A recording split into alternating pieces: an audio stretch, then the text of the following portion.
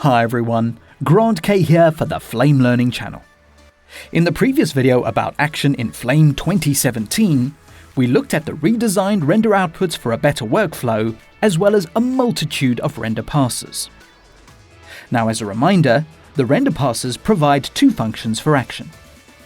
The first function is that they can create render pass outputs for action to keep working on the composite in the batch flow graph.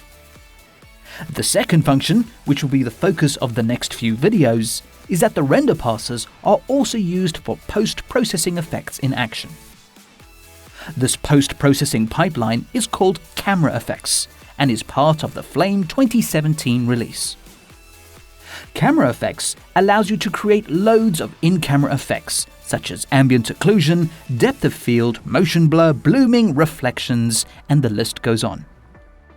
This is all based on the Matchbox GLSL shader technology introduced a few versions back in the Flame products. Let's look at how easy it is to apply a CameraFX to this composite. Firstly, you need to be looking at the live preview result viewer in action. Your post-processing results are only shown in this pixel-based viewer. In the action schematic, locate your 3D camera. With it selected, go to the Action Node Bin menu. Switch to the Matchbox tab.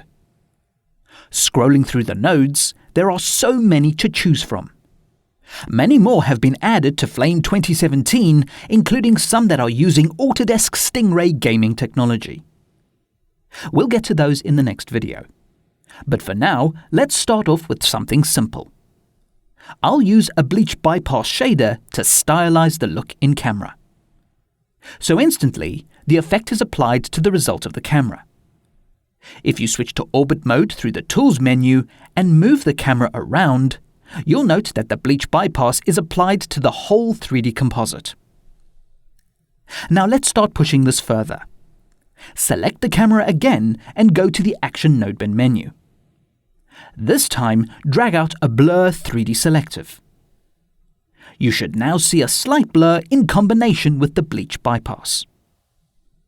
Double-click on the Blur 3D Selective node and increase the blur a bit more. So the big question with CameraFX is, how does that differ to connecting nodes in batch as a post-process? Well, you can take advantage of the 3D information generated from the action render passes. Switch to the Selective menu. If you expand the Type menu, you can choose from a variety of 3D properties to influence the intensity of the blur based on 3D information. I'll choose Distance for this example. The blur disappears, but if you start increasing the linear amount, parts of the composite will start to blur in 3D space. To make it very clear, you can enable Selective Viewing. This color overlay will allow you to visualize exactly how much and where the blur will be applied based on Z space and distance. Change the type from linear to cubic, and this will change the way the blur's influence will affect the composite. Playing with the cubic amount, you can see a fall-off being created. If you turn Selective Viewing off, you will see the result of the selective blur in combination with Z space. This can very easily create depth of field effects. This is all happening in camera, aka CameraFX. So if you were to move the camera further away from the 3D objects, eventually they will blur out. Even orbiting the camera will retain the CameraFX post-processing results. Switching to the Shader menu, you can see that the Matchbox code is activating these render passes in order to create the CameraFX. This is done automatically, but you can change them if you wish to experiment further. Now I want to point out that this is only one way to create depth of field as a CameraFX. You could also use the Stingray depth of field shader to perform the task, or perhaps a third party has written their own algorithm in a Matchbox shader to create their preferred look. The point is that the CameraFX is based on GLSL like Matchbox and Lightbox shaders, and therefore this is a totally open platform. Keep that in mind. Now this is a good time to zoom into the side of the building and look at the edges. Note the issues we're getting. This is a common problem for all applications when it comes to Z-depth, depth of field effects, and alpha. To remedy this issue, switch to the output menu and start adjusting the matte threshold with the threshold slider. This adjusts the render passes to take more or less alpha into account when generating the render passes. This is quite common for semi-transparent keys like hair, glass, smoke and water to name a few. Adjusting the threshold will definitely help. I'll fit the composite back to the viewer and have another look.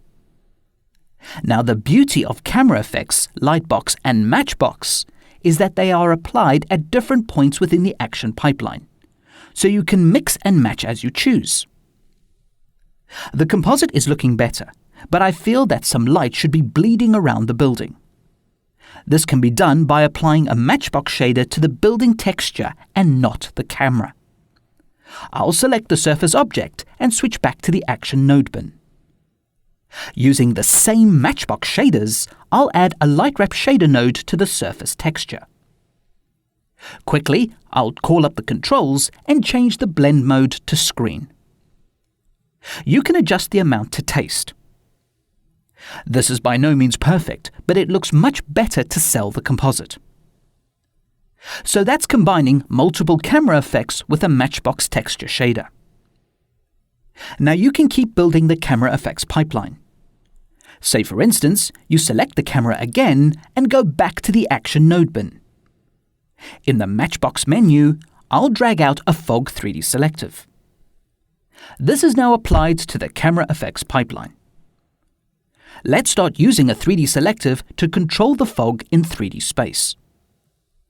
In the Selective menu, the selective type is already set to distance by default.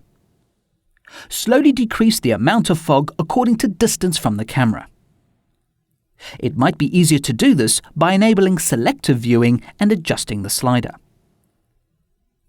So the concept we are replicating is that as things are further away, they tend to be a bit hazier.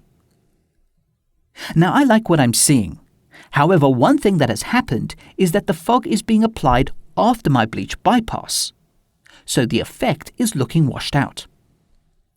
Looking at the camera node in the action schematic, you can see what camera effects you are using, but this is not a representation of the CameraFX pipeline. While still in the Object menu, swipe downwards. When the camera is selected, you will see the CameraFX pipeline in the priority editor. The pipeline is applied top-down. This is the same for the Matchbox and Lightbox pipelines. So if you want the bleach bypass to come after the fog, you can click and drag the nodes to rearrange the processing order. Now if you are doing this in batch with separate processing nodes, you would be manually disconnecting and reconnecting nodes in the flow graph. CameraFX is automated and makes connections for you very fast. So imagine spinning these ideas with clients during an attended session. It's very quick. Now if you want to see a before and after, just toggle the 3 keyboard shortcut to switch between Live Preview and 3D View. The 3D view just shows you the geometry with no post-processing. Hence the reason why you need to work in Live Preview to see the results. But this is still a great comparison tool. You can also select CameraFX nodes and mute them individually in the pipeline by hiding the node using the H keyboard shortcut. Now you've already seen how the render passes can influence the result of the camera post-processing. But the Action Gmasks can also control the intensity of the camera effects. So let's say I want some sun rays to come from behind the clouds on screen right. Remember to select the camera first, otherwise you'll be manually connecting CameraFX nodes when you apply them to the Action schematic. Go to the Action node bin menu, and under Matchbox, find the Rays 3D Selective node. Drag that into the schematic and add it to the composite. So that's quite a lot of rays, so we need to tone it down quite a bit. Double-click the node for its controls. In the Controls menu, move it back in Z to about -2. So it is now behind the building. You can enable the position icon and move the rays to the right of the building if it's easier. Notice how the rays automatically wrap around the foreground elements. Next, change the lens effect to cloud and you can adjust the amount to taste. Finally, I'll click the color pot. In the color picker, I'll choose yellow and then dial it back on the luminance. Click OK to confirm the color selection. Now that's looking great, but I really want to angle and focus the rays. So switch to the Action Node bin and choose to see all nodes. Drag out a Gmask node into the Action schematic. Go ahead and draw a small diamond over the ray's camera effects. When the shape is closed, it cuts through the geometry as expected. However, if you hold the Alt-G keyboard shortcut, you can draw a Gmask link to the camera. When you do this, you are assigning the Gmask to the CameraFX Pipeline. Right now, it doesn't do anything. However, if you double-click on the Rays 3D Selective node, you can click Use Gmask Input in the Controls menu. The Gmask is now controlling the intensity of this specific camera effects. If you look at the Gmask shape in the live preview and start adjusting it, you can see how the Gmask object shapes the spread of the light rays. Next, switch to Add Points mode in the Tools menu. Now hold Shift and add softness to the Gmask. The softness controls the intensity of the camera effects over the gradient. In other words, the effect slowly decreases as it goes from the inner to outer edge of the Gmask shape. So you can control the intensity of various camera effects without trying to blend them down with different compositing techniques. This also avoids any edge or pre-multiplication errors. Scrubbing the time bar and pressing 3 to toggle between live preview and 3D view, you can see how we've quickly created such a difference using CameraFX in action.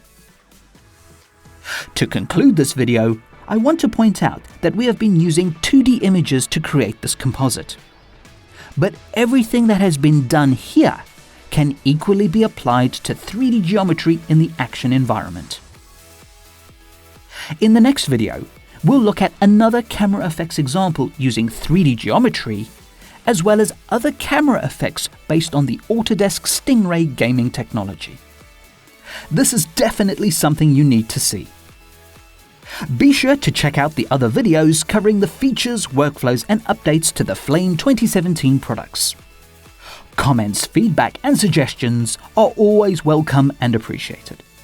Thank you for watching, and please subscribe to the Flame Learning channel for future videos.